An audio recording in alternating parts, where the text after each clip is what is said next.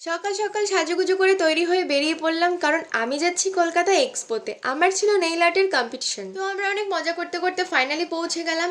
আর হ্যাঁ, আজ কিন্তু আমরা এখানে আসা এনার জন্য অসংখ্য ধন্যবাদ আপনাকে ম্যাম। তারপর চলে আসলাম আমাদের গন্তব্যে। আমার তো ভীষণ নার্ভাস লাগছিল কি হবে না হবে এইসব ভেবে। এই হলো আমার আজকের মডেল। দেন আমাদের কম্পিটিশন স্টার্ট হয়ে গেছিল। আমি তো ভীষণ মন দিয়ে কাজ করছিলাম। কম্পিটিশন শেষে একটু ঘুরছিলাম, আর এখানে কি হচ্ছিল, অসুর কি করতে চাইছিল কিছুই বুঝতে পারছিলাম না। অসুর তো দেখি নিজেই বুঝতে পারছে না সে কি করতে চাইছে। ও মা, এখানে আবার দেখি গণবিবাহ চলছে। তো বিয়ে দেখতে দেখতে আমার পেয়ে গেছিল খিদে, চলে গেলাম লাঞ্চ করতে। আর লাঞ্চের পরেই ছিল ম্যামের স্টেজ। পরে শুনছি আর একটু লেট হবে, তাই মাকে নিয়ে চলে গেছিলাম বাইরেটা একটু ঘুরতে। আর বাইরে এসে দেখছি মেঘ করেছে। মা বলছিল ঝালমুড়ি খাবে, তাই তাড়াতাড়ি ঝালমুড়িটা কিনে আবার ভেতরে চলে গেলাম। এইদিকে ম্যামের প্রোগ্রাম শুরু হয়ে গেছে। আর ম্যামের মডেল অঙ্কিতা দিকে তো তোমরা অনেকেই চিনবে। সব শেষে বেরিয়ে পড়লাম বাড়ির উদ্দেশ্যে। আমার কম্পিটিশন ছিল 3rd অগস্ট আর সিলেকশন ছিল 4th অগস্ট। আনফর্চুনেটলি আমি অসুস্থ হয়ে যাওয়ায় সিলেকশনে আর আসতে পারিনি। যাই হোক, দিনটা কিন্তু এক্সপোতে বেশ ভালোই কাটলো। আবার দেখাবেন নেক্সট মিনি ব্লগে। Thanks for watching.